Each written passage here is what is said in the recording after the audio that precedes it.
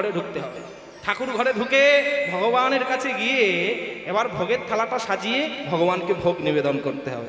আজকে শিলাবতী মাও ঠিক স্নান টান সেরে এবার ভোগের থালাটা নিয়ে ভগবানের ঘরে ঢুকেছে। ভগবানের ঘরে ঢুকে ভগবানকে বলছে, প্রভু প্রত্যেক দিন পুরী ধামে 56 ব্যঞ্জন দিয়ে তোমার ভোগ হয়, আমি তো কাঙালিনী, আমি তো তোমার ভজন সাধনের কিছু জানি না, যেটুকু পেরেছি সাকন্য তোমার কাছে দিলাম, তুমি সদরে গ্রহণ করো প্রভু। ভগবানের কাছে ভোগের থালাটা নিয়েছে আর নিয়ে ভগবানের ঘরে ঢুকে গাইছে, কি গাইছে? ও গো গোপী জনমনোচ গিরিধারী না গো, রাখো মিনতি রাঙা পায়, রাঙা পায়, রাখো মিনতি রাঙা পায়। নিতাই গৌর হরি বল, হরি বল, হরি বল। গোপী জনমনোচ গিরিধারী না গো, রাখো মিনতি রাঙা পায়, রাঙা পায়, রাখো মিনতি রাঙা পায়। ও গো গোপী জনমনোচ গিরিধারী না গো, রাখো মিনতি রাঙা পায়, রাঙা পায়, রাখো মিনতি রাঙা পায়। গোপী জনমনোচ গিরিধারী না গো, রাখো মিনতি রাঙা পায়, রাঙা পায়, রাখো মিনতি রাঙা পায়। তব প্রেম পরশ লাগি আমি যুগে যুগে অনুরাগী, প্রেম পরশ লাগি যুগে যুগে অনুরাগী। তব প্রেম পরশ লাগি আমি যুগে যুগে অনুরাগী, প্রেম পরশ লাগি যুগে যুগে অনুরাগী। ওগো অন্তর কাঁদে বেদনা, রাখো মিনতি রাঙা পায়, রাঙা পায়, রাখো মিনতি রাঙা পায়। তাই গৌর হরি বল, হরি বল, হরি বল। গিরিধারী না গো, রাখো মিনতি রাঙা পায়, রাঙা পায়, রাখো মিনতি রাঙা পায়, রাঙা পায়, রাখো মিনতি রাঙা পায়। এইভাবে ভগবানের কাছে বসে শিলাবতী মা ভোগের থালাটা নিয়ে ভগবানের কাছে গিয়ে ভগবানকে বলছে, প্রভু আমি তো কাঙালিনী, আমি তো তোমার ভজন সাধনের কিছু জানি না দয়াময়, যেটা পেরেছি তোমার কাছে দিয়েছি, তুমি এটাই গ্রহণ করো। শোনো, ভক্তদের কাছে মাখা মন্ডা মিঠাই সন্দেশ থাকলেও ভক্ত কখনো বলে না, গোবিন্দ আমি তোমার কাছে সব দিয়েছি, ভালো ভালো খাবার দিয়েছি, তুমি গ্রহণ করো। ভক্ত উত্তম রূপে সেবা দিলেও ভগবানের কাছে গিয়ে বলে, গোবিন্দ আমি তো তোমার ভজন সাধনের কিছু জানি না গো, এই কাঙালিনী যতটুকু পেরেছি তোমাকে দিয়েছি, তুমি এটা গ্রহণ করো। শিলাবতী মা ভগবানের কাছে গিয়ে এইভাবে জানাচ্ছে। কিন্তু জানেন মা, আমরা বড় একটা ভুল করি। ভগবানের কাছে গিয়ে আগে ভগবানকে ডেকে ভগবানের কাছে নানান জিনিস চেয়ে নিই, এটা দাও ওটা দাও, কিন্তু যারা প্রকৃত ভক্ত তারা কিন্তু ভগবানের কাছে ডেকে ভগবানকে কিছু চায় না। কেন বলছি জানে? আমি কিছু কিছু সাধুগুরু বৈষ্ণবকে দেখেছি যারা উচ্চকোটির ভক্ত হয়েও যারা কাঁদতে কাঁদতে ভগবানের কাছে লুটিয়ে ভগবানের কাছে বলে, গোবিন্দ আমার তো ভজন সাধনের কিছু হলো না। আমি কিছু কিছু বৃন্দাবনের সাধু মহাত্মাকে দেখেছি যারা সাক্ষাৎ রাধারানীর কৃপা পাত্র, যারা সাক্ষাৎ রাধারানীর কৃপা পেয়েছে, তাদের কাছে যদি যায়, বাবা বাবা আমরা তো সংসারী জীব, আমাদের তো ভজন সাধন কিছু হলো না, উনি তখন আমার হাতটা ধরে বলে, বাবা তোমার কিছু হলো না কি গো, বলো এই অধমের কিছু হলো না।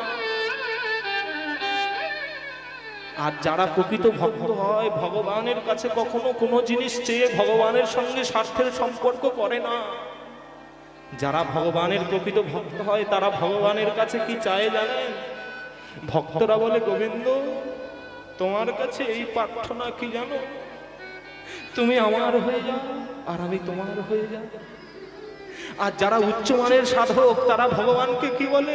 গোবিন্দকে বলে, গোবিন্দ তুমি এই কৃপা করো যেন যতদিন বাঁচব শেষের দিন পর্যন্ত তোমার সেবা করতে করতে চলে যেতে পারি, আর কিছু চাই না।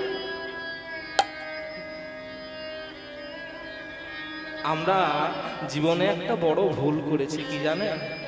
যে বাবাজি আমার হাত ধরেছিল, আমি ওনাকে প্রশ্ন করেছিলাম, বাবা ভজন কাকে বলে, সাধন কাকে বলে, আপনি একটু কৃপা করে বলবেন। ওই বাবাজি তখন আমাকে একটা উত্তর দিয়েছিল কি জানো? বলে, শোনো বাবা, আমরা জীবনে একটা বড় ভুল করে ফেলেছি। কি ভুল করেছি বাবা?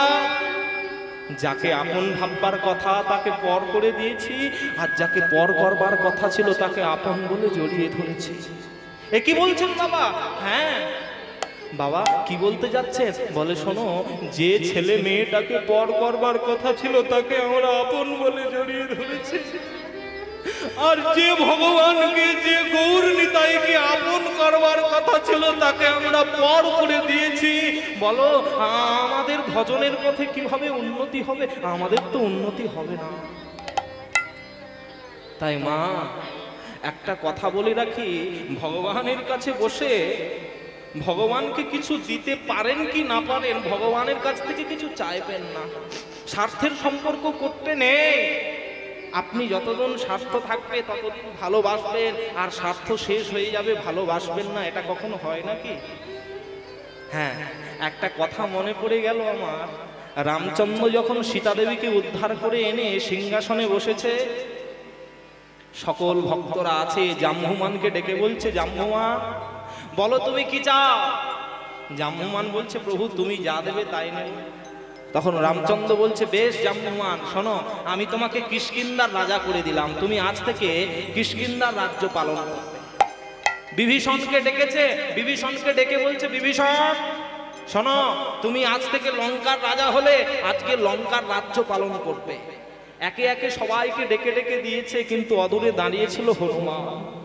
হনুমান যেই দাঁড়িয়েছিল, প্রভু রামচন্দ্র হনুমানকে ডেকে বলছে, হনুমান তুমি না যদি থাকতে তাহলে তো আমার সীতাকে আমি উদ্ধার করতে পারতাম না। তুমি ছিলে বলে রাম নাম লিখে সমুদ্রের জলে পাথরগুলো ভাসিয়েছিলে বলে আমি ওই পাথরের রাস্তার মধ্যে দিয়ে গিয়ে সীতাকে উদ্ধার করে আনতে পেরেছি। বলো আজকে আমার ইচ্ছা মতো আমি সবাইকে দিয়েছি, তবে আজকে শুধু তোমার ইচ্ছা মতো আমি তোমাকে দেব, বলো তুমি কি চাও? হনুমান তখন কি করেছে জানেন?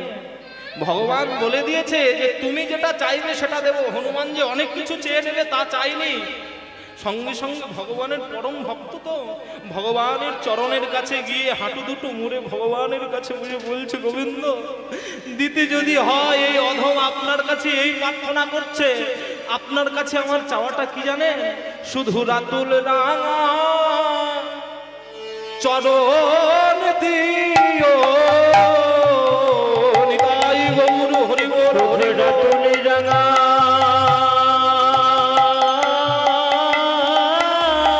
নিতাই নিতাই জয় নিতাই জয় রাধেশ্যাম। রাঙা চরণ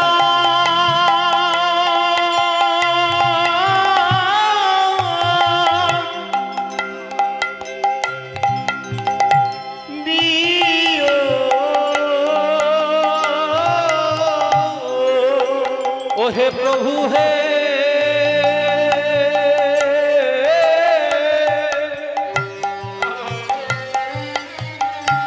শুধু রাতুল রাঙা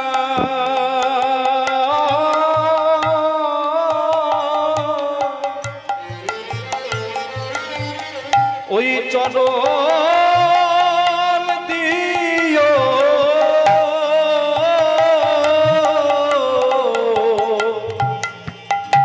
তোমার এই রাতুল রাঙা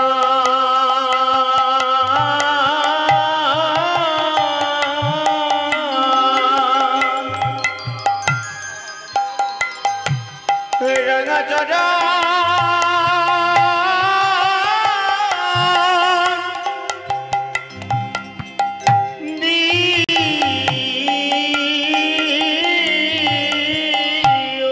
যেন চরণ ধরে আমি কাঁদতে পারি, কাঁদতে পারি। প্রভু রাতুলি রাঙা রাঙা চরণ দিও। আমি ওই চরণ বড়ই ভালোবাসি। তোমার রাতুলি রাঙা চরণ দিও। আমি ধন চাই না, মান সম্মান চাই না। তোমার রাতুলি রাঙা চরণ দিও। শুধু ওই চরণ তলে ঠাই দিহ হে ঠাকুর। তোমার রাতুলি রাঙা চরণ দিও। ওই জন্মে জন্মে ঠাই দিও ঠাকুর, চরণ বড়ই ভালোবাসি।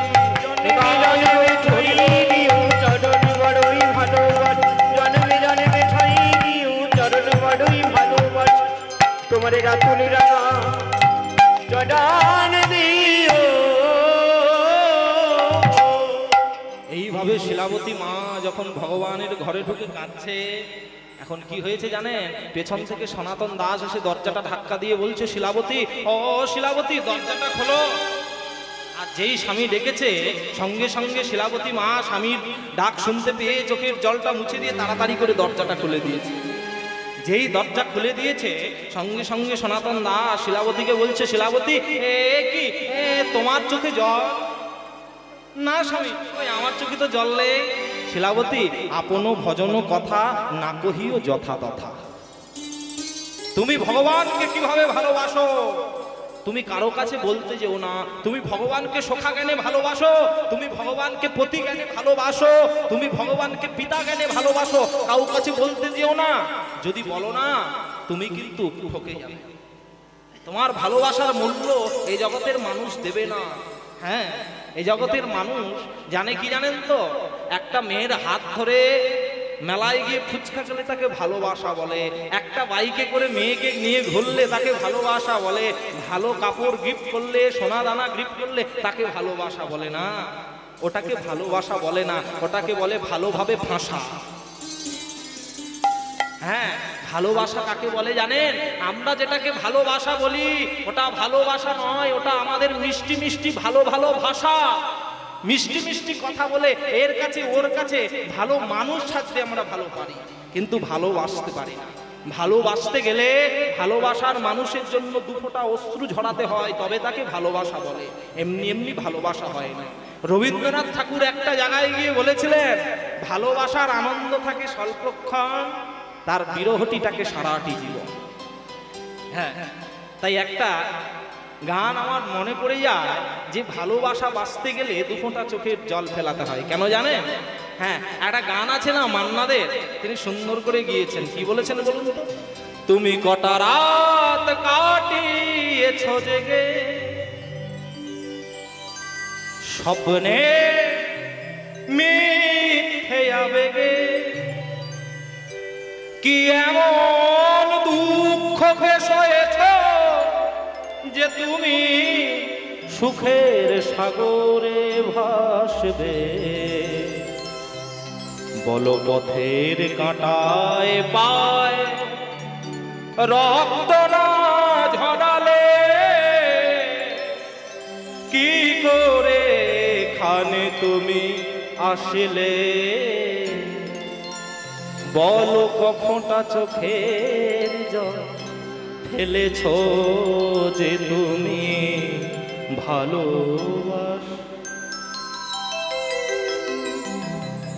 ভালোবাসতে গেলে দুফোঁটা চোখের জল ফেলতে হয়। আমরা ভগবানের কাছে বাহানা দিই, গোবিন্দ আমরা তো সংসারী জীব, ছেলে আছে, মেয়ে আছে, বাড়ির কাজকর্ম আছে, তাই তোমার জন্য দুফোঁটা চোখের জল ফেলাতে পারি না। ভগবানের কাছে আমরা বাহানা দিই কি, হাজার কাজের ভিড়ে সময় তো হয়নি আমার, শোনোনি গো কান পেতে অস্ফুট কোন কথা, বলো আজ কেন হাহাকার করো, সে কথা ইতিহাস করো।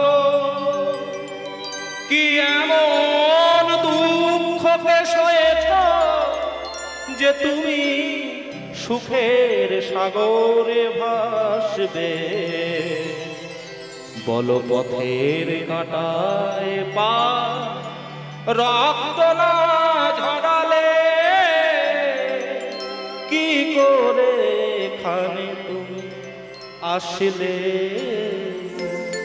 বলো কফোঁটা চোখের জল ফেলেছ যে তুমি তারে ভালোবাসবে। নিতাই গৌর হরি বল হরি বল হরি বল হরি বল। ভালোবাসা এত সোজা নয়। ভালোবাসতে গেলে ভালোবাসার মানুষের জন্য দুফোঁটা চোখের জল ফেলাতে হবে। আমরা কি জানেন তো, আজকাল যুগের ছেলে মেয়েগুলো হয়েছে, যদি একটা প্রেমিক বা একটা প্রেমিকা জিজ্ঞাসা করে হ্যাঁ গো তুমি আমাকে কতটা ভালোবাসো, ছেলেটা বলবে আমাদের পাড়ার 3 মাথার মোড়ে যে বাবলা গাছটা আছে ওই বাবলা গাছের গায়ে লেখা আছে, ছালেতে নাম লিখে দিয়েছে মোহন প্লাস ললিতা। হ্যাঁ, ওরা জানে না গাছ যখন রেচন পদার্থ ত্যাগ করবে, অর্থাৎ গাছের ছাল যখন উঠে চলে যাবে, নামটা কিন্তু মুছে যাবে। ওরা সমুদ্রের ধারে ঘুরতে গিয়ে ভালোবাসার মানুষের নামটা পাথরের গায়ে লিখে দেয়। ওরা জানে না সমুদ্রের ঢেউ যখন আছাড় মারবে পাথরটা কিন্তু ক্ষয়ে যাবে, নামগুলো কিন্তু মুছে চলে যাবে। ওরা জানে না ভালোবাসার মানুষকে প্রেমপত্র পাঠায় কাগজে করে লিখে। ওরা জানে না কাগজটা আগুনে পড়লে পুড়ে যাবে, জল লাগলে ছিঁড়ে যাবে। তাহলে নামটা কোথায় লিখতে হবে? নামটা লিখতে হবে হৃদয়। যদি কাগজে লেখো না, কাগজ ছিঁড়ে যাবে। পাথরে লেখো না, পাথর ক্ষয়ে যাবে। হৃদয়ে লেখো না, সে নাম রয়ে যাবে। যদি কাগজে লেখো না।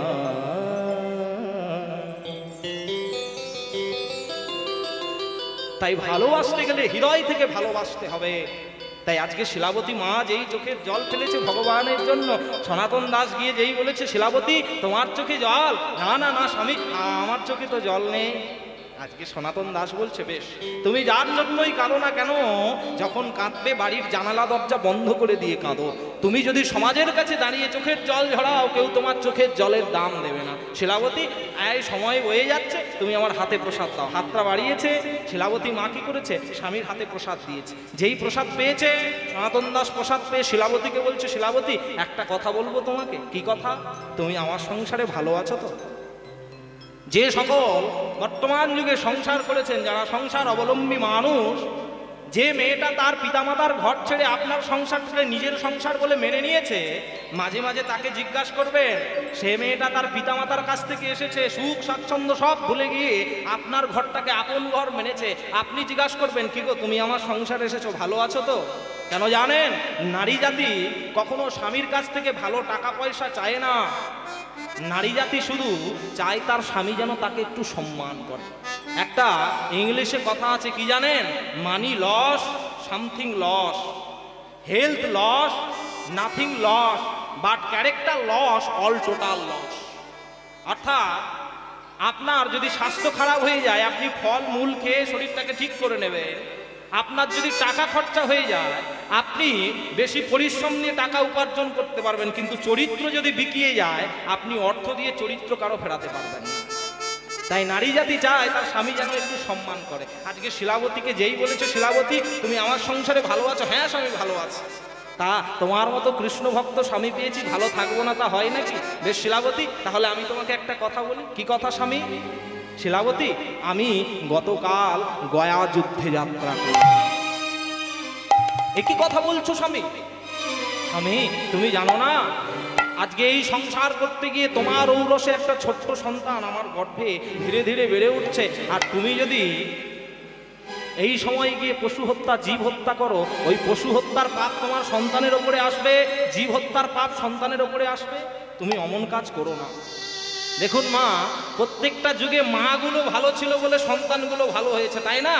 সচি মায়ের মতো মা ছিল বলে ছেলেটা নিমাই হয়েছে না নিম গাছের তলায় জন্মেছে বলে নিমাই হয়েছে? কি গো, নিম গাছের তলায় জন্মেছে বলে?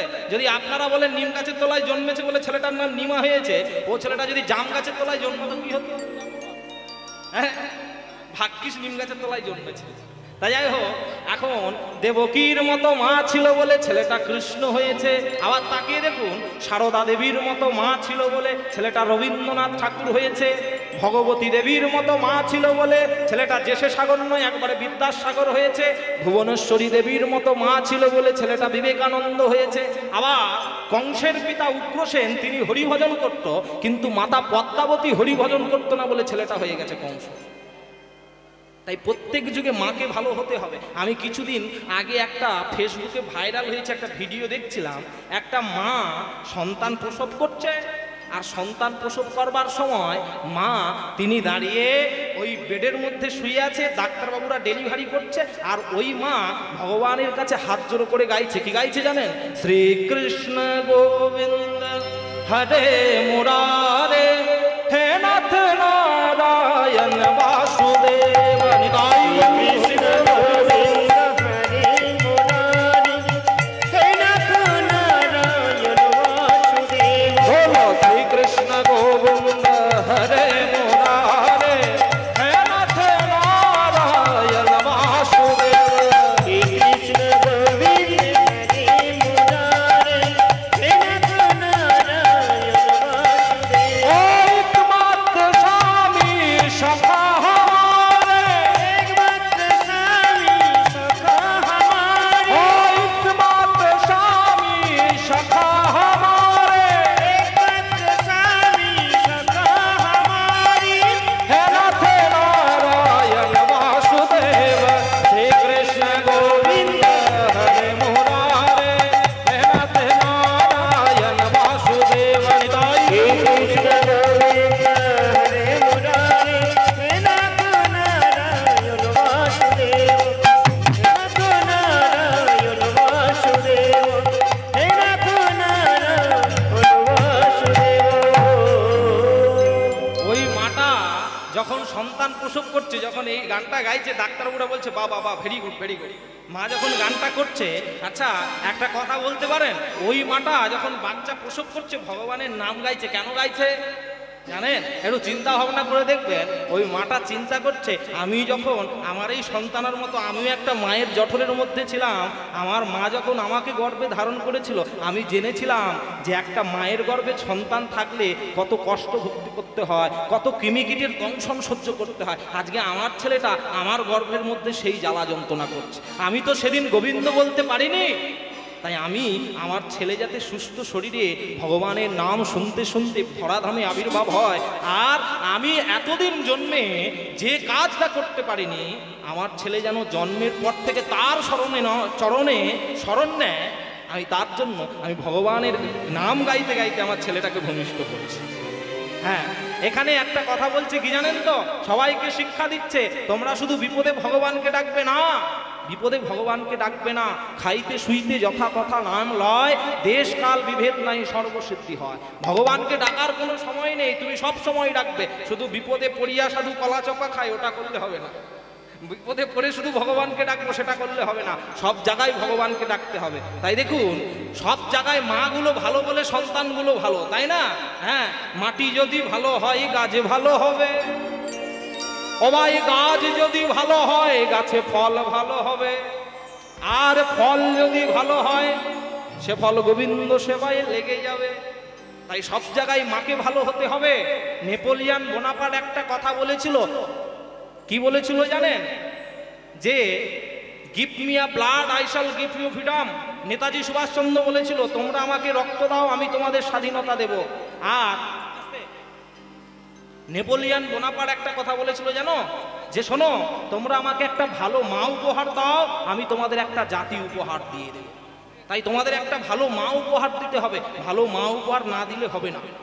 তাই আজকে প্রত্যেকটা মাকে ভালো হতে গেলে আগে মায়ের কিছু কিছু কর্তব্য আছে, সেগুলোকে পালন করতে হবে। আজকে শিলাবতী মা যেই স্বামীকে এই কথা বলেছে, সনাতন দাস বলছে, শিলাবতী তোমার হাত ধরে আমি কথা দিচ্ছি, আমি যুদ্ধে যাব, যুদ্ধে গিয়ে আমি যুদ্ধ করব, যুদ্ধে গিয়ে যুদ্ধ করব, অস্ত্র ধরবো, কিন্তু কোনো পশু হত্যা করব না, কোনো জীব হত্যা করব না। তাতে যদি আমার প্রাণটা চলে যায়, আমার জীবনটা চলে যায়, আমি হাসি মুখে মৃত্যুটাকে বরণ করে নেব, তথাপিও আমি জীব হত্যা করব না। এই কথা যেই বলেছে, আজকে কি হয়েছে জানেন? আজকে শিলাবতীকে কথা দিচ্ছে, কথা দিয়ে সনাতন দাস দেখতে দেখতে যখন পরের দিন সকাল হয়ে গেল, আর যেই সকাল হলো, শিলাবতী মা আমার প্রত্যেক দিনের মতো ভগবানের প্রসাদ এনে স্বামীকে সেবা করিয়েছে। আর স্বামীকে সেবা করিয়ে স্বামীকে বলছে, কি গো, তুমি তো যুদ্ধে চলে যাবে, কদিন পর ফিরে আসবে? সনাতন দাস বলছে, শিলাবতী, আমি যুদ্ধে যাচ্ছি, 7 দিন যুদ্ধে যাব, 8 দিনের দিন ফিরে এসে দুপুরবেলা একসঙ্গে বসে তুমি আর আমি ভগবানের প্রসাদ সেবা। যেই কথা বলল, স্বামীকে হাসি মুখে বিদায় দিয়ে দিয়েছে। আজকে শিলাবতী মা স্বামী চলে যাওয়ার পর প্রত্যেক দিন ভগবানের ঘরে ঢোকে, আর ভগবানের ঘরে ঢুকে প্রতিদিন ভগবানকে ডাকে, ভগবানকে জানায়, গোবিন্দ, আমার গর্ভের মধ্যে যে সন্তান আছে, সন্তানটা যাতে সুস্থ শরীরে এই মর্তের মাটিতে আসতে পারে, তোমার সেবা করতে পারে, আর আমার স্বামী যুদ্ধে গেছে, তে যেন সুস্থভাবে আবার বাড়িতে ফিরে আসতে পারে। এইভাবে ভগবানের কাছে বসে, আর ভগবানের কাছে বসে বসে ভগবানকে জানায়, কি জানায় জানেন? ও গো পাষাণ বলিয়া ডাকিছ যারে, সে তো পাষাণে নয়। কাঁদিতে কাঁদিতে নয়ন ঝুরিলে পাষাণ কথা কয়। হৃদয় গৌর হরি বল, হরি বল। পাষাণ বলিয়া ডাকিছ যারে, সে তো পাষাণ নয়। কাঁদিতে কাঁদিতে নয়ন ঝুরিলে পাষাণ কথা কয়। তুমি পাষাণ বলিয়া ডাকিছ যারে, সে তো পাষাণে নয়। কাঁদিতে কাঁদিতে নয়ন ঝুরিলে পাষাণ কথা কয়। পাষাণ বলিয়া ডাকিছ যারে, সে তো পাষাণ নয়।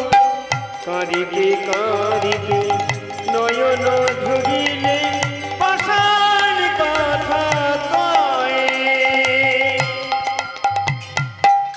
ভগবানের কাছে বসেছে, আর ভগবানের কাছে বসে বসে ভগবানকে বলছে, ও প্রভু, আর কি তোমার কাছে নিবেদন আমি কি করেছি? আমি তো মন্ডামিটাই দিতে পারিনি, যতটুকু পেরেছি তোমাকে দিয়েছি। বলো কি দিয়ে তোমার পুজিব, বলো কি আছে মোর সম্বল। কি দিয়ে তোমার পুজিব বলো, কি আছে মোর সম্বল। প্রভু কি দিয়ে তোমায় পুজিব, বলো কি আছে মোর সম্বল। কি দিয়ে তোমার পুজিব বলো, কি আছে সম্বল। এই ভক্তি অশ্রু দিয়া পুজিব তোমার রাঙা চরণ। ভক্তি অশ্রু দিয়া পুজিব তোমার চরণ তল। আমি ভক্তি অশ্রু দিয়া পুজিব তোমার রাঙা চরণ। ভক্তি অশ্রু দিয়া পুজিব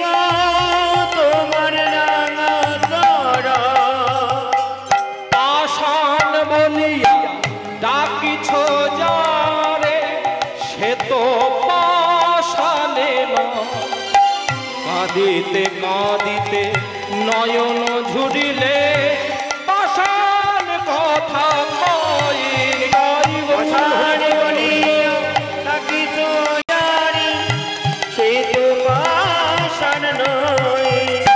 কাঁদিতে কাঁদিতে নয়ন ঝুরিলে পাষাণ কথা কয়ে, পাষাণ কথা কয়ে, পাষাণ কথা কয়ে। শিলাবতী মা এইভাবে ভগবানের কাছে বসে ভগবানকে জানাচ্ছে, গোবিন্দ আমার স্বামী যেন ভালোভাবে ফিরে আসে। কিন্তু দেখুন, ভগবান কি সবার কপালে সবসময় সুখ রাখে? সবার কপালে সবসময় সুখ রাখে না। বৃন্দাবনে একজন বাবাজি আছে, যার নাম হলো প্রেমানন্দ বাবা। প্রেমানন্দ বাবা এক জায়গায় পাঠে গিয়ে বলছেন, ऐसा दिन नहीं रहेगा ভাই। আজকে তোমার আনন্দ, আজকে তোমার সুখ আছে বলে তুমি ভেবে নিও না যে কালকে পর্যন্ত তোমার আনন্দ থাকবে। হয়তো আজকে রাত্রের পরে কালকে দুঃখের পাখিটা তোমার ঘরে ঢুকবে। তেমনি আজকে যেমন তুমি আনন্দে আছো, এমন দিন আর থাকবে না, দিনটা তোমার পরিবর্তন হবে। তেমনি শিলাবতী মা এতক্ষণ আনন্দে, স্বামী আছে, সন্তানটা গর্ভে আছে, ভগবানের পূজা করে আনন্দে দিন কাটাচ্ছে। কিন্তু ভগবান যে এক জায়গায় বলেছে, যে করে আমার আশ আমি করি তার 6 পুত্র নাশ। তবু না যদি ছাড়ে আমার পাশ, আমি দিই তারে বনবাস। তবু না যদি ছাড়ে আমার পাশ, আমি ভগবান হই তার দাসানুদাস। ভক্তরা বলছে, প্রভু তোমাকে ডাকলে যদি 6টা সন্তানকে হারাতে হবে, কেন তোমাকে ডাকবো? ভগবান বলছে, ও তোমাদের বুঝতে ভুল হচ্ছে। বলে কি? বলে হ্যাঁ, যে করে আমার আশ আমি করি তার 6 পুত্র নাশ। মানে তার কাম, ক্রোধ, লোভ, মোহ, মদ, মাৎসর্য, এই 6টা রিপুকে আগে আমি নাশ করি। তবু না যদি ছাড়ে আমার পাশ, আমি দিই তারে বনবাস। আচ্ছা বলুন তো মা, এ জগতে সব থেকে ভালো বন কোনটা? ভালো বন কোনটা? সুন্দরবন। সুন্দরবন অনেক ঘুরতে যান না কেউ? এই জগতে সব থেকে ভালো বন সুন্দরবন? না না, এই জগতে ভালো বন হলো মধুময় শ্রী বৃন্দাবন। ভগবান বলছে তার 6টা রিপুকে আমি নাশ করে তাকে বৃন্দাবনে বাস দিয়ে দিই। তথাপি না যদি ছাড়ে আমার পাশ, আমি ভগবান হয়ে যাই সেই ভক্তের দাসানুদাস। আজকে শিলাবতী মা আজ এই ভগবানের কাছে কাঁদছে, জানাচ্ছে। দেখতে দেখতে পাড়া প্রতিবেশী ওই সনাতন দাসের মৃতদেহটা নিয়ে বাড়ির দরজার সামনে দাঁড়িয়েছে। যেই বাড়ির দরজার সামনে দাঁড়িয়ে চিৎকার করে ডাকলো, শিলাবতী দরজাটা খোলো শিলাবতী। আর শিলাবতী মা ভগবানের কাছে পূজা করছিল। হঠাৎ যেই পাড়া প্রতিবেশী ডেকেছে, সঙ্গে সঙ্গে কি করেছে জানেন? দরজাটা গিয়ে খুলে দিয়েছে। আর যেই খুলে দিল, পাড়া প্রতিবেশী ওই সনাতন দাসের মৃতদেহটা নিয়ে বাড়ির উঠানে উঠে গেছে। যেই উঠানের মধ্যে রেখেছে, শিলাবতী মা আলু ঢালু বেশে আচার খেয়ে স্বামীর দেহের মধ্যে পড়েছে। দয়া দয়া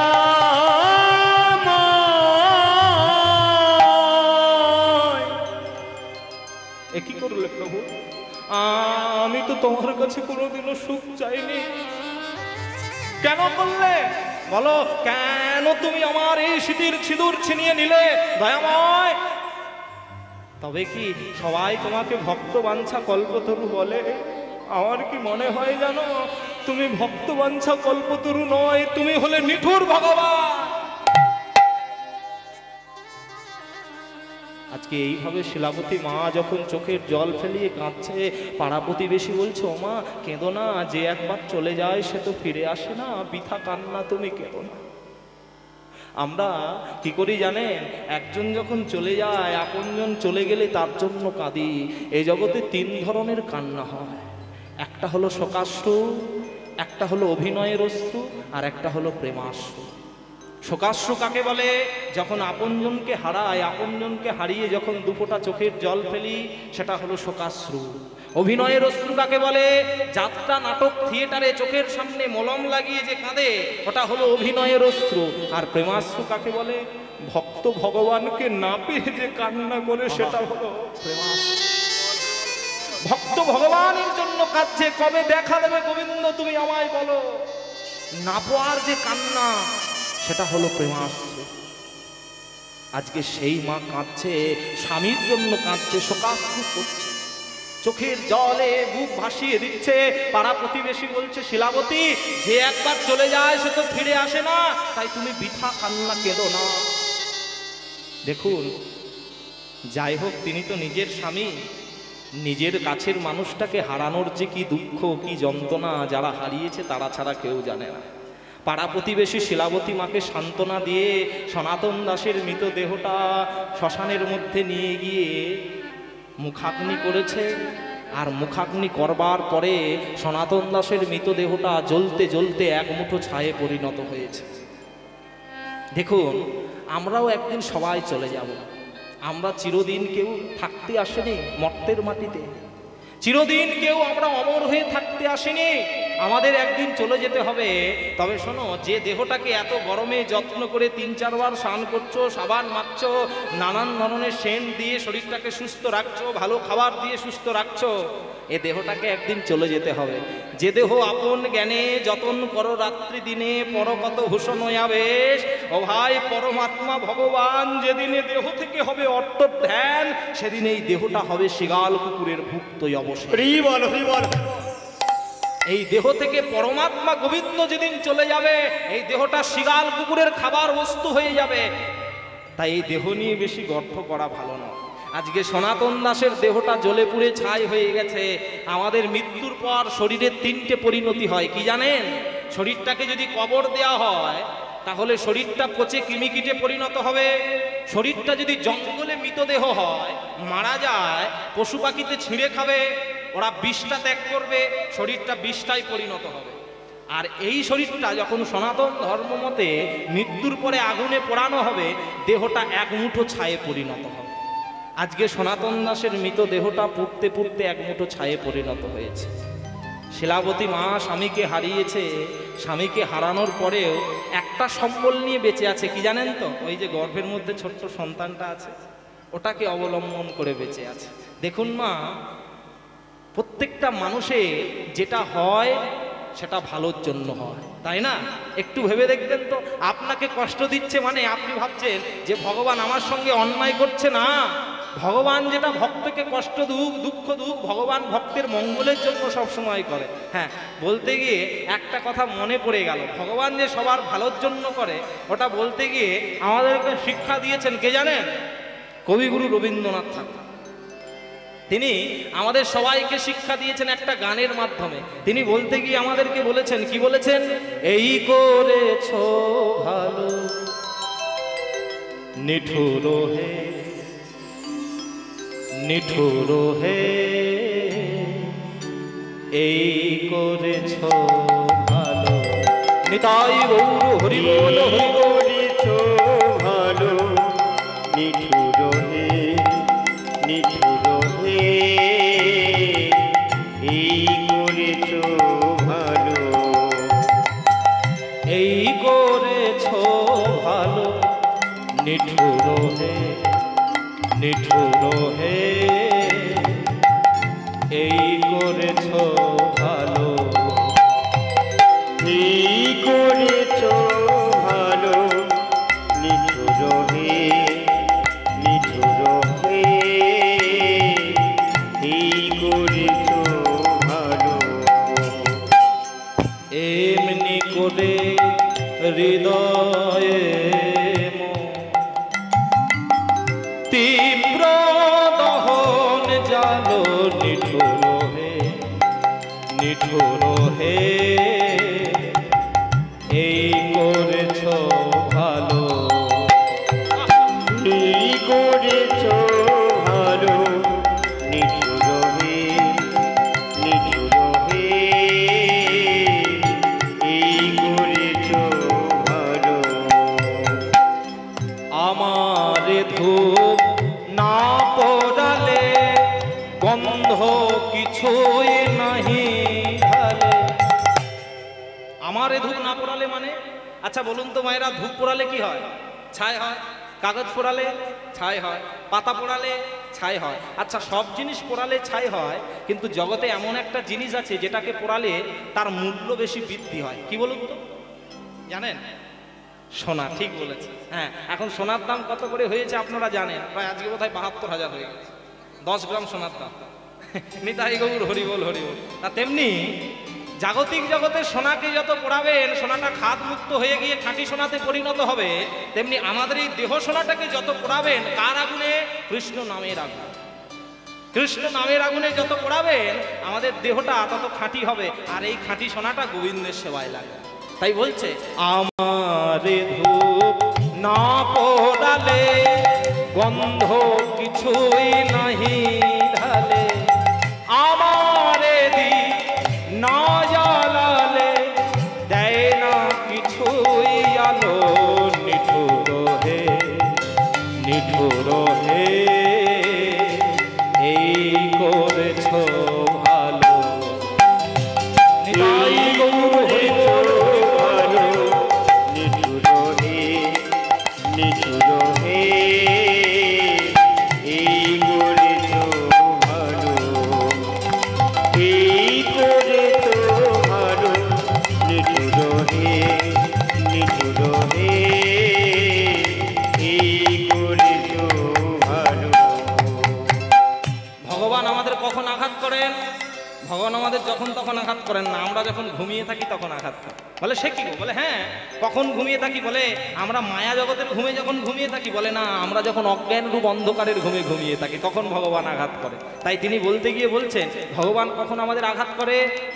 যখন থাকি অচেতনে এ চিত্র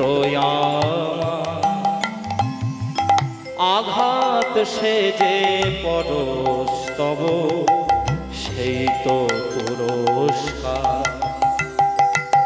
অন্ধকারের মোহে লাজে চোখে তোমায় দেখি না যে। ভগবান বলছে সে কি?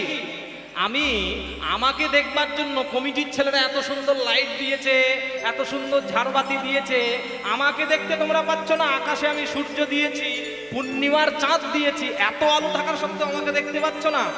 তখন ভক্তরা বলছে প্রভু চারিদিকে তুমি আলো দিয়েছো বটে, আকাশে চাঁদ দিয়েছো, ওই চাঁদের কাছে যদি একটা কালো মেঘ রাশি এসে জমাট বেঁধে যায় তাহলে কি চাঁদের আলো আর দেখা যাবে?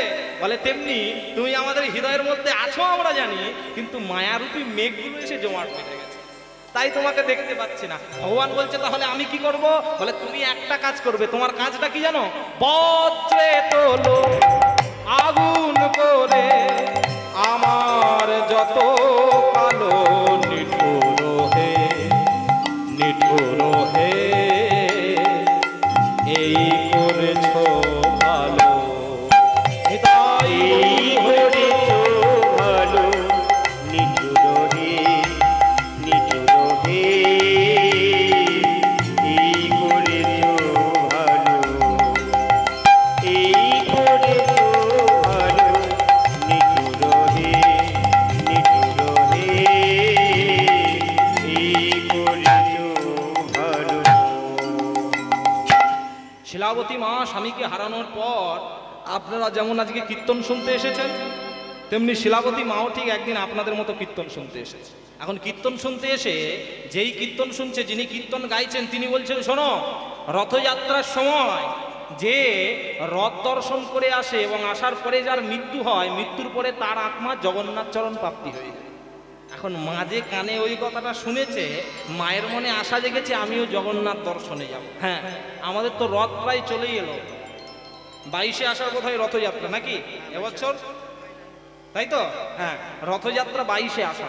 তেমনি আমাদের বৈশাখে রবীন্দ্রনাথ, জ্যৈষ্ঠে লোকনাথ, আর আষাঢ়ে জগন্নাথ, তারপরেও বাঙালি জাতি বলে আমরা শুধু অনাথ।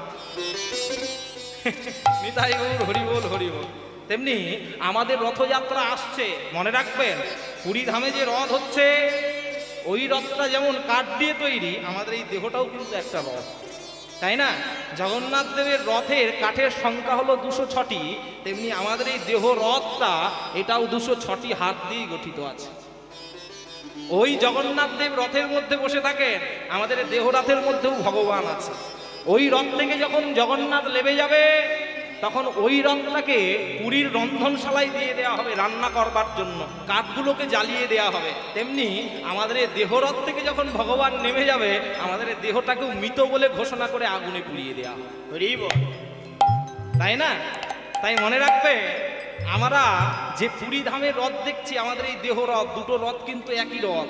একটু বিশ্লেষণ করলে দেখা যাবে যে ওই রথ যেমন আমাদের জগন্নাথ বসে থাকে, আমাদের দেহ রথে তেমনি জগন্নাথ বসে থাকে।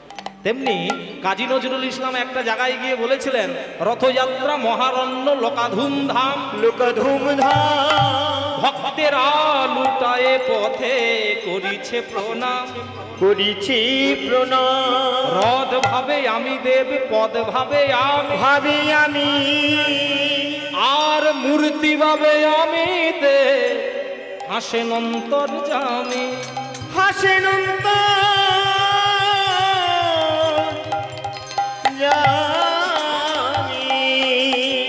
রথযাত্রার সময় যে রথে জগন্নাথ বসে থাকে সেই রথটা হাসছে, বলে আমি ভগবান।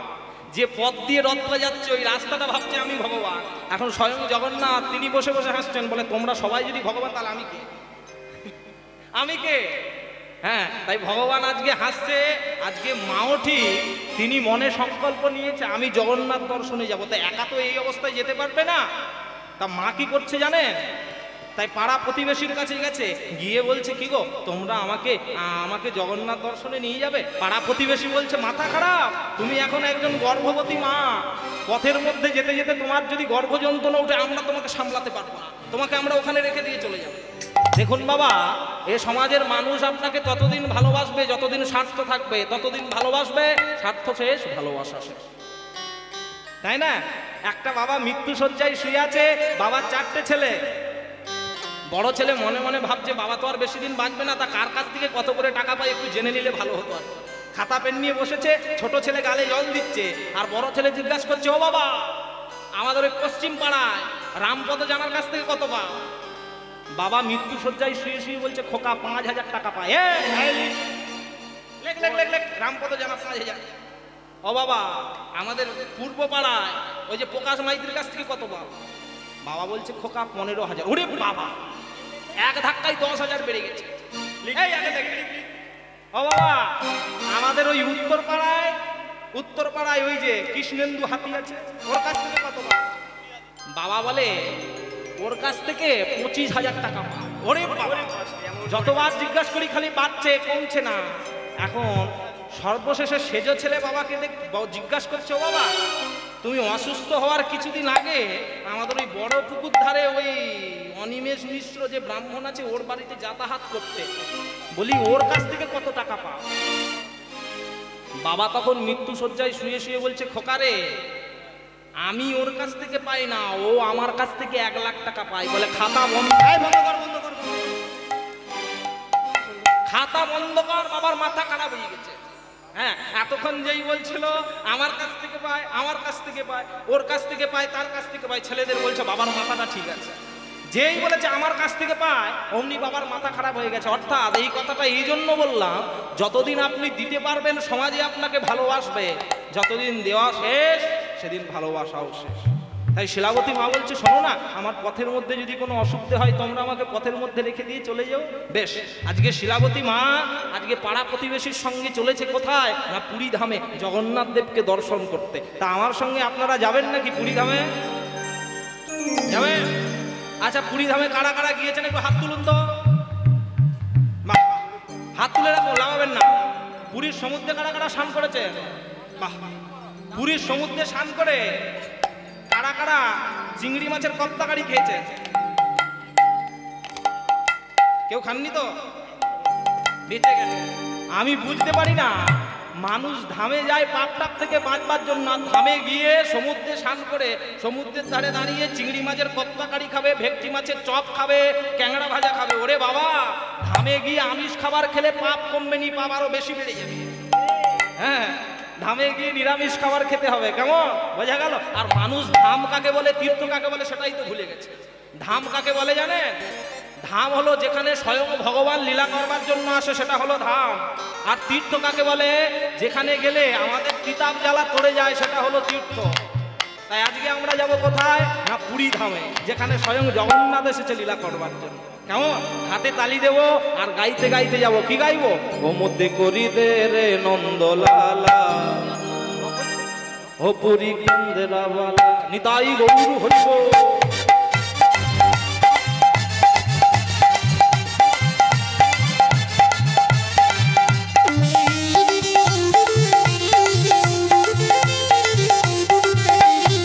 নিতাই গৌর হরিব।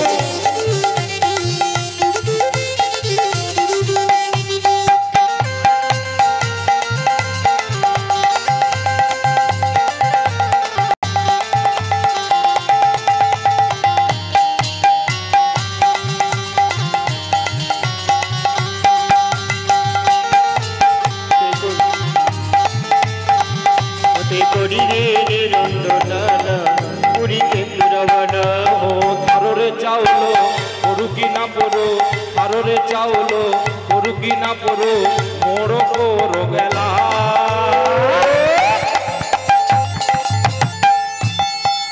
মোর অধরে কণ্ঠরে ভিতরে বাহিরে ও নাথিলে হেলা। হঠাতে করিতে নন্দনানা পুরী কেন্দ্রাওয়ালা। মা একটু হাতগুলো তোলা যায় কি, একটু উলুধ্বনি দেয়া যায় কি? বাহ, হরি বল হরি বল, নিতাই গৌর হরি বল হরি বল।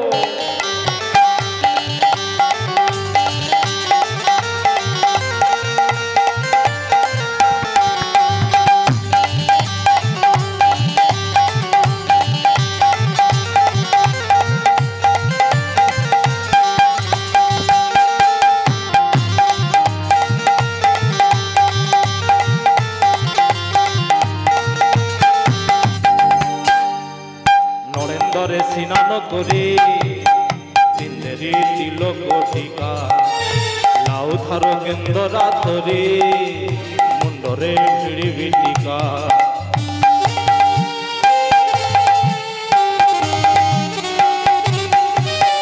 নরেন্দ্রে স্নান করে তিন্দেরি তিলক টিকা, লাউ থার কেন্দ্রা ধরে মুন্ডরে ভিড়ি টিকা।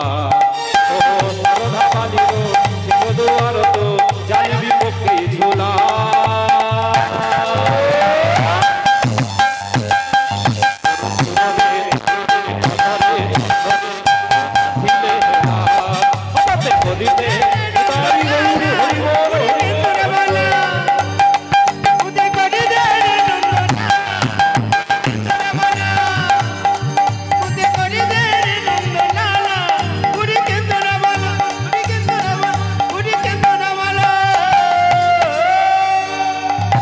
জগন্নাথ দেবী কি, সুভদ্রা মাইয়া কি। হ্যাঁ, এদিকে হলো কি, শিলাবতী মা ভক্তদের সঙ্গে জগন্নাথ দর্শনে যাচ্ছে।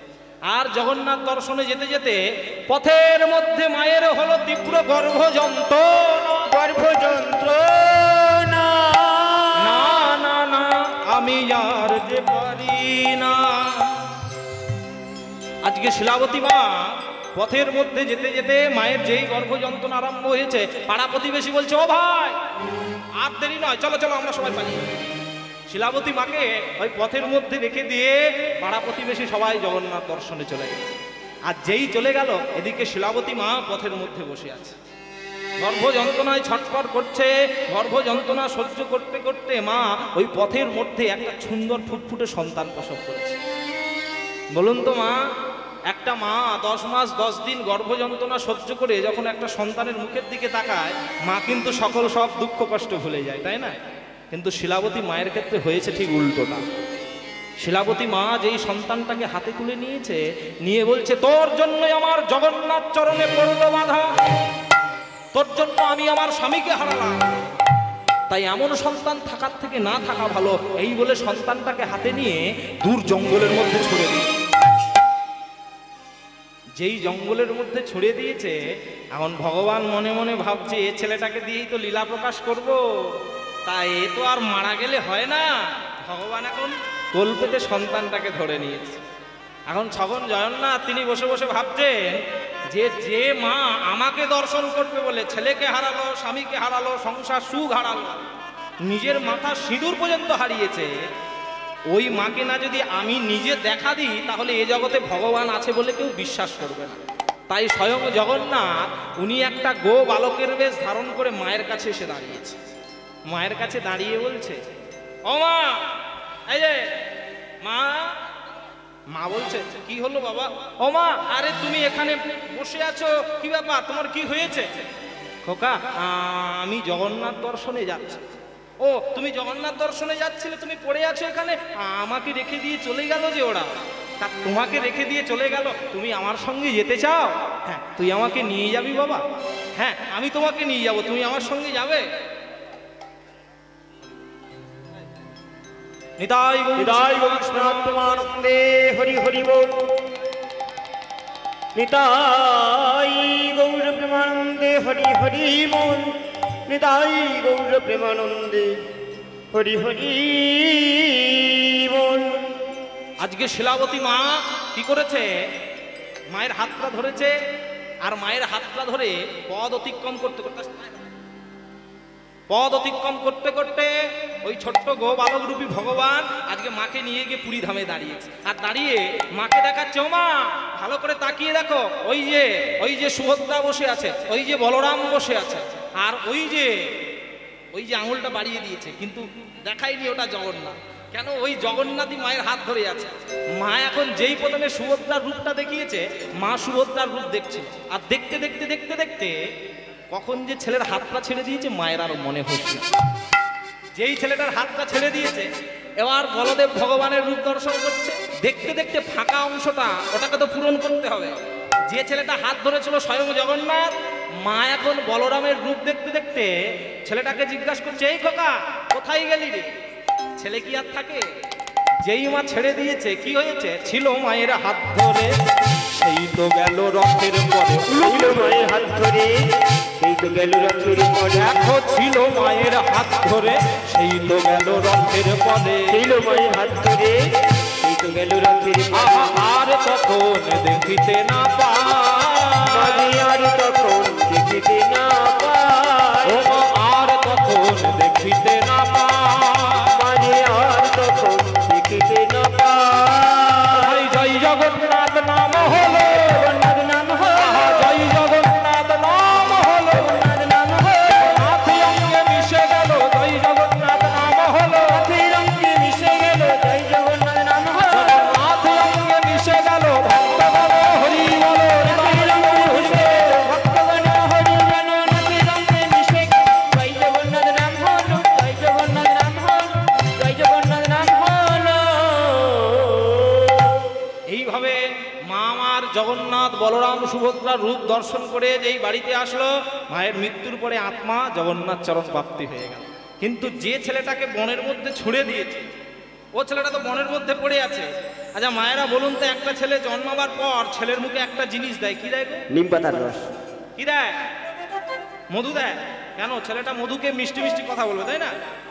কিন্তু এখনকার ডাক্তারবাবুরা রিসার্চ করে দেখছে, এখন ছেলের মুখে নাকি মধু দেওয়া যাবে না। কারণ মধু এখন সব ভেজাল মধু। আপনি ডাবের কোম্পানির মধু খান আর পতঞ্জলি কোম্পানির খান, যেই কোম্পানিরই খান না কেন, মধুতে ভেজাল আছে। এখন ডাক্তারবাবুদের মা বাবা প্রশ্ন করছে, ডাক্তারবাবু তাহলে ওই দোকানের মধু দেবো না, কারণ বোতল কোম্পানি লিখে রেখে দিয়েছে মধু কোম্পানি 99% খাঁটি, 1% ভেজাল আছে। তা ওই বাচ্চাটাকে তাহলে কি দেবো? ডাক্তারবাবুরা বলছে, এক কাজ করবে, বাজার থেকে একটু ছোট ছোট বোতল পাওয়া যায়, ওই বোতলে খাবার ভরে দেবে, ছেলের মুখে দিয়ে দেবে, ছেলে বোতল ধরে ধরে খেতে আরম্ভ করবে। আর বাবা মাও নিজের সুবিধা মতো ওই যে ছোটবেলায় ছেলেকে বোতলে পুড়ে খাওয়ানো অভ্যাস করেছে, বোতল ধরে খাওয়ানো অভ্যাস করেছে, ছেলে কি আর অভ্যাস ছাড়তে পারে? ওই যে ছোটবেলা থেকে বোতল ধরে ধরে খেতে আরম্ভ করলো, বড় হয়ে আর ছেলে বোতলের অভ্যাস ছাড়তে পারে না। ছোটবেলায় কিন্তু ছোট বোতল, আর যত দিন দিন বড় হয়েছে ছেলে বড় বড় বোতল খাচ্ছে। এখন ছেলে বড় হয়ে এমন একটা বোতল খাওয়া অভ্যাস করেছে, যে বোতল খেলেই নেশা হয়ে যায়। আর যে বাবা মা বোতলের অভ্যাস ধরিয়েছিল, তাকে দিন রাত এসে কি ঠেকান? হ্যাঁ, শোনো, জেনে শুনে করলে চাষ, ফসল ফলবে 12 মাস। হ্যাঁ, আর যদি করো অকালে চাষ, ও ভাই সারে সর্বনাশ। সব সময় জেনে শুনে চাষ করতে হবে, অকালে চাষ করলে সব একবার সারে সর্বনাশ হয়ে যাবে। তা আজকে ছেলেটা জন্মেছে, ছেলেটার মুখে মধু দিতে হবে। কোন কোন মায়েরা ছেলের মুখে মধু দিয়েছিলেন একটু হাত তুলুন তো।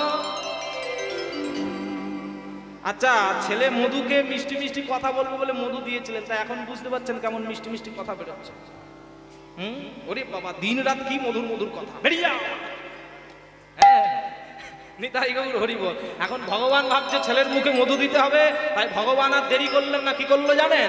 মধু চক্র বৃক্ষ ডালে বৃক্ষ ডালে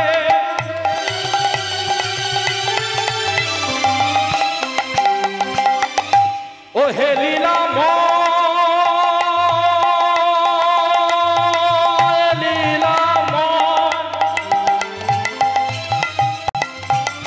তুমি ভেবেছ কি মনে এই ত্রিভুবনে তুমি যাহা করে গেলে কেহ জানে না।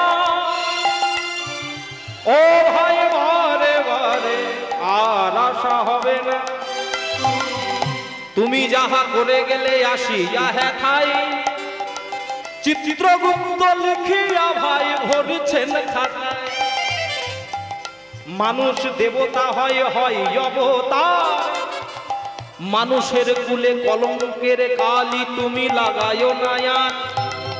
মনে রাখো, লুকিয়ে লুকিয়ে পরের ক্ষতি করবে বলে ঝিলের মধ্যে বিষ দিয়ে দিচ্ছ মাছগুলো মারবার জন্য। পরের ফসলে রাতের অন্ধকারে আগুন লাগিয়ে দিচ্ছ, ভাবছো তুমি কেউ দেখতে পাই। হ্যাঁ না, একজন ঠিক দেখছে আর খাতায় লিখছে। ওখানে ওই যে লিখছে ওখানে লেখা শেষ, ওখানে খাতা বন্ধ আর এখানে পাতা বন্ধ। মানে ওখানে আপনার লেখার খাতা বন্ধ আর এখানে চোখের পাতা ওটা বন্ধ। তাই সাবধান। মধু চক্র বৃক্ষ ডালে ডালে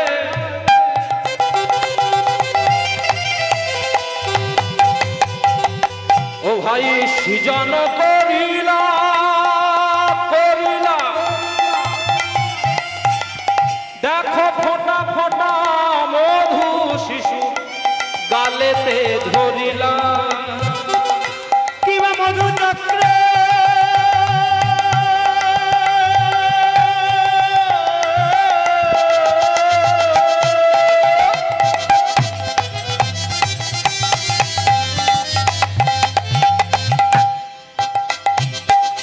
বৃক্ষ ডালে বৃক্ষ ডালে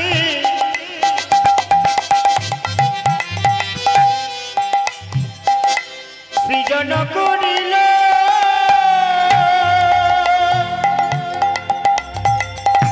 ফোটা ফোটা ফোটা ফোটা মধু শিশু গালিতে পড়িল। ও ভাই ফোটা ফোটা মধু ঝরিছে, ফোটা ফোটা মধু ঝরিছে। ও ভাই ফোটা ফোটা মধু ঝরিছে। ফোটা ফোটা এই এত গরমের মধ্যে একটা পাখার হাওয়া সবার গায়ে লাগছে না, তবু ছেলেগুলো খেটে গাইছে, খেটে বাজাচ্ছে। কেন জানেন? আসার সঙ্গে সঙ্গে আমার যে বাবা আমাকে বায়না করে এনেছে, এত আপ্যায়ন করেছে, খাতির যত্ন করেছে, একবারে আসতেই গরমে যেটা মুখে রুচি লাগে আর কি, শুক্তা, আলু ভাজা, ডাল, লেবু, লঙ্কা, তারপরে চাটনি, কাজুটা একবারে ঘন করে দেওয়া আছে, তারপরে পরমান্ন, আবার কুমড়ো। ওহ, এত কিছু দিয়ে সেবা করিয়েছে। এখন ওই খাবারগুলো খেয়ে যে শরীরে শক্তি সঞ্চয় যতক্ষণ আছে ওরা প্রাণপণে খাচ্ছে। দেখেছেন তো কেমন ভাবে খাচ্ছে সবাই। হ্যাঁ হ্যাঁ, আজ ফোটা ফোটা মধু ঝরিছে, আজ ফোটা ফোটা মধু ঝরিছে। আজ শিশুর বাদন কমলে ফোটা ফোটা মধু ঝরিছে। শিশুর বাদন কমলে ফোটা ফোটা মধু ঝরিছে। শিশুর বাদন কমলে লীলা লীলা খেলা, শিশুর বাদন কমলে লীলাময়ী লীলা খেলা। শিশুর বাদন লীলাময়ী লীলা খেলা। ফোটা ফোটা মধু ঝরিছে। এখন যেই মধু ঝরে ঝরে পড়ছে আর ছেলেটা ওই যে মধু পান করছে, মধু পান করতে করতে এখন জঙ্গলে থাকে হিংস্র জীবজন্তু, ওই হিংস্র একটা বাঘ কি করেছে, ছেলেটাকে খাবে বলে জঙ্গল দিয়ে ছুটে ছুটে আসছে। যেই ছুটে ছুটে আসছে, ভগবান এখন ভাবছে বাঘটা যদি ওই ছোট্ট ছেলেটাকে খেয়ে নেয় তাহলে তো ওর সঙ্গে আর লীলা করা হবে না। তাই ভগবান কি করেছে, ওই বাঘের অন্তরে হিংসাত্মক ভাবটাকে ত্যাগ করে দিয়ে মাতৃবৎসল ভাব জাগিয়ে দিয়ে, একটা মা যেমন ছোট্ট ছেলেকে পেলে বুকের মধ্যে তুলে স্তনদুগ্ধ পান করায়, এখন সেই ভাবটা ওই হিংস্র বাঘের অন্তরে জাগিয়ে দিয়েছে। তুলসীদাস গোস্বামী বলেছে, দিনকা মোহিনী রাতকা বাঘিনী পালাক পালাক লহু চষে, আর দুনিয়া কা লোক বাউড়া হোকার ঘর ঘর বাঘিনী পোষে। আমাদের কলিযুগের প্রত্যেকটা ঘরে নাকি একটা করে বাঘিনী আছে। বেশি আর খুলে বলতে পারবো না, অনেকটা ভিতরে ঢুকেছি, আবার যেতে পারবো না। যা যাদের বোঝার শক্তি আছে তারা বুঝে না। তা যাই হোক, এখন ওই যে বাঘটা আসছে, যেই বাঘটা আসছে ভগবান যেই মাতৃবৎসল ভাব জাগিয়ে দিয়েছে, বাঘিনীটা কি করছে জানেন? নিজস্তন হতে বাঘিনী দুগ্ধ ঝরায় উলুধ্বনি, নিজস্তন হতে বাঘিনী দুগ্ধ ঝরায়, নিজস্তন হতে বাঘিনী দুগ্ধ ঝরায়, নিজস্তন হতে বাঘিনী দুগ্ধ ঝরায়। আবার মায়ের মতো আদর করে শিশুরে খাওয়া, মায়ের মতো আদর করে শিশুরে খাওয়ায়, আজ মায়ের মতো আদর করে শিশুরে খাওয়ায়। মায়ের মতো আদর করে শিশুরে খাওয়ায়। ও ভাই, এই তো লীলার বৈশিষ্ট্যতা, লীলার বৈশিষ্ট্য, এই তো লীলার বৈশিষ্ট্যতা, লীলার বৈশিষ্ট্য, বাঘের দুগ্ধ মানুষে খাই ভাই, এই তো লীলার বৈশিষ্ট্যতা, বাঘের দুগ্ধ মানুষ খাই ভাই, এই তো লীলার বৈশিষ্ট্য, বাঘের দুগ্ধ মানুষে খাই ভাই, লীলাময়ের লীলা খেলা, বাঘের দুগ্ধ মানুষ খাই ভাই, লীলাময়ের লীলা খেলা, বাঘের দুগ্ধ মানুষ। এই তো লীলার বৈশিষ্ট্যতা, এই তো লীলার বৈশিষ্ট্য, এই তো লীলার বৈশিষ্ট্যতা। এখন ওই বাঘিনী স্তনদুগ্ধ পান করিয়ে উনি চলে গেছে। যেই চলে গেল, এদিকে ওই যে ছোট্ট ছেলেটা জঙ্গলে পড়ে আছে। পরের দিন সকালবেলায় একটা বাগদি বুড়ি জঙ্গলে কাঠ কুড়াতে গেছে। যেই কাঠ কুড়াতে গেছে, এখন ছোট্ট ছেলেটা কাঁদছে। যেই কাঁদছে, ছেলেটাকে হাতে তুলে নিয়েছে। হ্যাঁ, এই যে কাঁদছে, আরে খোকা চুপ করবে, চুপ কর, ওরে আর কাঁদতে হবে না, চুপ করতে, চকলেট দেবো, চুপ কর। হ্যাঁ, এখন ছেলেটা যেই কাঁদছে, বাগদি বুড়ি কোলের মধ্যে তুলে নিয়ে মনে মনে ভাবছে, আমার কাছে তো এত টাকা পয়সা নেই ছেলেটাকে মানুষ করবার মতো। তা আমাদের ওই পাশের গ্রামে একটা ব্রাহ্মণী আছে, ওদেরকে যদি এই সন্তানটা দিই ওরা বড় খুশি হবে। এই বলে সন্তানটাকে কোলে নিয়ে ওই ব্রাহ্মণীর বাড়িতে গিয়ে ব্রাহ্মণীর কোলে তুলে দিয়ে বলছে, শোনো, আজ থেকে তোমরা এই ছোট্ট ছেলেটাকে নিজেদের সন্তান বলে লালন পালন করো। যেই তুলে দিল, এখন বলুন তো মায়েরা, যে বাবা মার সন্তান সন্ততি নাই, তারা যদি একটা সন্তান সন্ততি পায় মনে বড় আনন্দ হয় না? আজকে যেই ওই ব্রাহ্মণী সন্তান পেয়েছে তাদের মনে আনন্দ। দেখতে দেখতে ছেলেটা শশীকলার ন্যায় বড় হলো, আর বড় হয়ে ছেলেটার অন্নপ্রাশন হয়ে গেল। আর অন্নপ্রাশন হয়েছে, অন্নপ্রাশন হওয়ার পরে ছেলেটা যখন শুয়ে আছে, মা গিয়ে বলছে, খোকা, শুধু খেলে ঘুমালে আর মায়ের আদর খেলে হবে, লেখাপড়া করতে হবে না? ছেলেটা তখন বলছে, না, আমি লেখাপড়া করব। কি করবি রে? ছেলেটা তখন বলছে, মা, আমি ভগবানের নাম করব আর উঠতে বাহু তুলে নাচবো। বলে, সাবধান, এখনকার দিনে তুই ভক্ত হয়ে স্কুল কলেজে যাবি? হ্যাঁ, তুই জানিস না মুর্শিদাবাদ রঘুনাথগঞ্জে কি হয়েছে, তাই না? আপনারা কিছুদিন আগে দেখেছেন তো ফেসবুকে, ওই যে রঘুনাথগঞ্জ মুর্শিদাবাদে একটা ছোট্ট মেয়ে অনু মণ্ডল, ও তিলকমালা করে স্কুলে গিয়েছিল বলে ম্যাডাম বলেছে, তুই তিলকমালা খুলবি যেদিন সেদিন স্কুলে আসবি, তিলকমালা করে স্কুলে আসতে পারে। আমি ভাবলে অবাক হয়ে যায়, যে ম্যাডামটা বলেছে ওই কথাটা, সে তো একটা হিন্দু বাড়ির মেয়ে। তোমাকে একটু ভেবে দরকার ছিল, তুমি একজন হিন্দু সনাতন ধর্মী মহিলা হয়ে নিজে ধর্ম পালন করো না, যে পালন করছে তাকেও করতে দেবে না, এটা হয় নাকি? আমি ভিডিওটা দেখছিলাম, ফোনেতে দেখছিলাম, ওই যে ম্যাডাম প্রতিবাদ করেছে, নিজে একজন শিক্ষিকা হয়েছে। রবীন্দ্রনাথ ঠাকুর এক জায়গায় যে বলেছিল, আমি শিক্ষাকে গ্রহণ করিলাম কিন্তু বাহন করিতে পারিলাম না, তেমনি ওই ম্যাডাম নিজে মুখে অনেক কথা বলছে, তিলকমালা করা যাবে না। আরে তুমি তো একজন শিক্ষিকা, তুমি চুড়িদার পরে স্কুলেতে ক্লাস করতে গেছো কেন? হিন্দু সনাতন ধর্মের নারীর সংস্কৃতি আছে, তুমি কাপড় পরো, কারণ শাড়িতেই নারী তুমি শাড়ি না পরে বাংলার সংস্কৃতি নিজে ভুলে গিয়ে একজন তিলকমালা করে গেছে বলে তাকে তুমি প্রতিবাদ করছো। তুমি কাদের প্রতিবাদ করবে? যে সকল মেয়েরা ওরা নানান ধরনের চুলে ছাঁট দিয়েছে, হেয়ার স্টাইল করেছে, যারা চোখে কাজল লাগিয়েছে, মোবাইল নিয়ে স্কুলে যাচ্ছে, ঠোঁটে ডিপ করে লিপস্টিক দিয়েছে, তুমি ওদেরকে প্রতিবাদ করো কেন? না ছাত্র জীবনে তোমাদের ওগুলো মানায় না, ছাত্র জীবনে তোমাদের ওগুলো মানায় না, তোমরা ওই জিনিসগুলো করো না, তুমি তাদের প্রতিবাদ করো। আমি ওই ম্যাডামকে বলছি, শুনুন, আপনি কাজল পরে, লিপস্টিক পরে, ভ্রুতে আয়লানা দিয়ে আপনি মেকআপ করে মার্কেটে ঘুরতে পারেন, কিন্তু তিলকমালা করে আপনি মার্কেটে কখনো বেরোতে পারবেন না। কেন জানেন? আপনি লিপস্টিক পরে বেরোনোর মতো বুকে সাহস না থাকলে ওটা বেরোনো যায়, কিন্তু বুকে বড় সাহস থাকলে তবে ভগবানের তিলকমালা পরে রাস্তায় বেরোনো যায়, এমনি এমনি বেরোতে পারবে না। নিতাই গৌর হরি বল, হরি বল, হরি বল। তাই সাবধান। আমরা প্রত্যেকটা হিন্দু বাড়ির ছোট ছোট ছেলে মেয়েদের, আমি পিতামাতাদের বলবো, যে সকল ছেলে মেয়েরা তিলকমালা করে যাচ্ছে, আপনারা পিতামাতা হয়ে ভয় পেয়ে যেন আবার বাধা দেন। ছেলে মেয়েদের সাহস দেবেন, তোরা সরু সরু মালা পরেছিস, মোটা মোটা মালা পরে যা, স্কুলে যাবি, প্রতিবাদ করবি, ধর্মের বিরুদ্ধে প্রতিবাদ করবি। তাই আজকে এতগুলো কথা বললাম কেন জানেন? এইভাবে দেখতে দেখতে আমাদের হিন্দু সনাতন ধর্ম পিছিয়ে যাচ্ছে। প্রতিবাদ করতে হবে, প্রতিবাদ না করলে কখনো ধর্মটা ঠিক জায়গায় দাঁড়াবে না। প্রতিবাদ করব কোথায়? যখন আমাদের ধর্মটাকে পিছিয়ে দেওয়ার মতো আমাদের ধর্মেরই কিছু লোক দাঁড়িয়ে থাকে। হ্যাঁ, যে ধর্মটা দাঁড়িয়ে থাকবে খুঁটিতে, সেই খুঁটিটাকে আগে শক্ত করতে হবে। এতগুলো কথা গিয়ে বললাম, আজকে ছোট্ট ছেলেটা ওই যে গোপাল সিংহ, ও কি করেছে? মা বলছে, খোকা তুমি কি করবে? বলে, মা আমি লেখাপড়া করব না। কি করবে?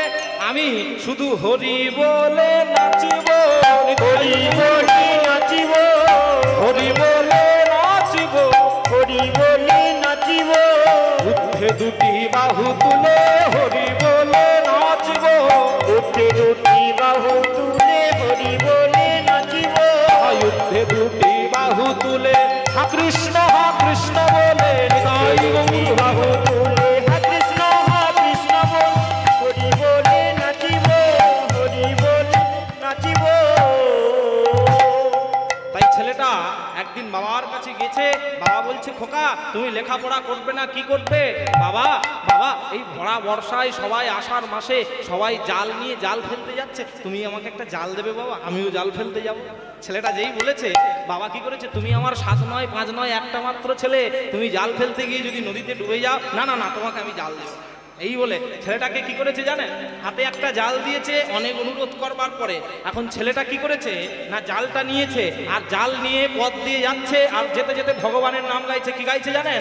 পথ চলিতে আর বলিতে উলুধ্বনি, আর বলিতে, পথ চলিতে আর বলিতে, কত চলিতে আর বলিতে, তোমরা গাহ গাহ কৃষ্ণ নাম, মধুর নাম, হরি নাম, কৃষ্ণ নাম, হরি নাম, মধুর নাম, তোমরা গাহ গাহ কৃষ্ণ নাম, মধুর নাম, হরি নাম, কৃষ্ণ নাম, হরি নাম, মধুর নাম, পথ চলিতে আর বলিতে, কত চলিতে আর বলিতে, কত চলিতে আর বলিতে, সন্মুখে আধার রাত্রি, ওগো আমি যে পথযাত্রী।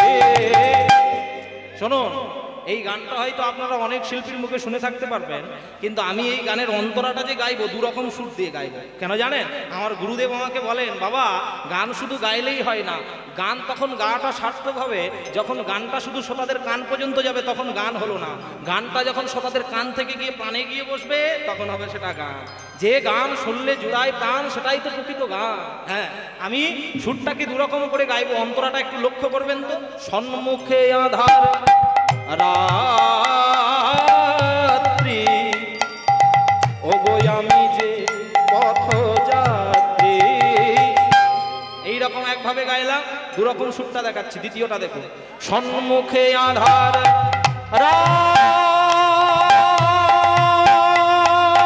রাত্রি, ও গো আমি যে পথযাত্রী। সবাই মিলে হাতে তালি দিয়ে আমার সঙ্গে বলুন তো।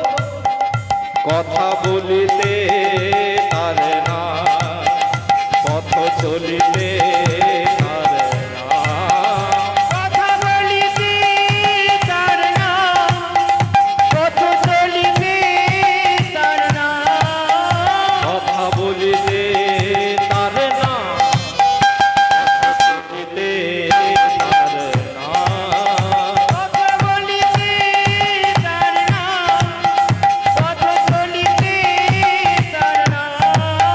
মধুর নাম কৃষ্ণ নাম, পথ চলিতে আর বলিতে নাই। মধুর নাম আর বলিতে পথ চলিতে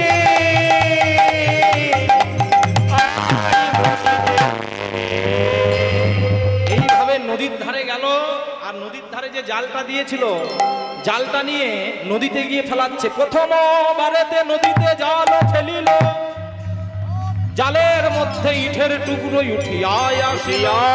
আসিল দ্বিতীয় বারেতে নদীতে জাল ফেলিল, শঙ্খ ঘণ্টা পঞ্চপ্রদীপ জালেতে উঠিল। তৃতীয় বারেতে নদীতে জাল ফেলিল, শতচন্দন তুলসী পত্র জালেতে উঠিল। ও ভাই চতুর্থ বারেতে জাল ফেলিল যখন, আহা জালেতে উঠিল রে মদন মোহ। আজকে ভক্ত যেই জাল ফেলেছে ভগবানকে পেয়েছে, আর ভগবানকে পেয়ে বাঁকুড়া জেলার বিষ্ণুপুরে এনে মন্দিরে স্থাপন করেছে। ভগবানকে ফিরে পেয়ে সকল ভক্তরা গাইছে, কি গাইছে দেখো। বিষ্ণুপুরে আইলা দেব মদন মোহ, আজ বিষ্ণুপুরে আইলা দেবী মদন মোহন, বিষ্ণুপুরে আইলা দেব মদন মোহ। আজ বিষ্ণুপুরে আইলা দেবী মদন মোহন। আষাঢ় জন্ম সত্যবন্দী হইলা নারায়ণ, জন্ম সত্যবন্দী হইলা না গায়, আহা নগরের লোক সব ধাইয়া আইল। নগরের লোক সব ভাই আইল, উলুধ্বনি হরিধ্বনি সবে মিলে কইল, উলুধ্বনি হরিধ্বনি সবে মিলে কইল, আহা ভক্ত আর ভগবানের মিলন হইল। আর ভগবানের মিলন হইল। তুলে হরি হরি বলো, সর্বজনীন বহু তুলে হরি হরি বলো, হরি বল।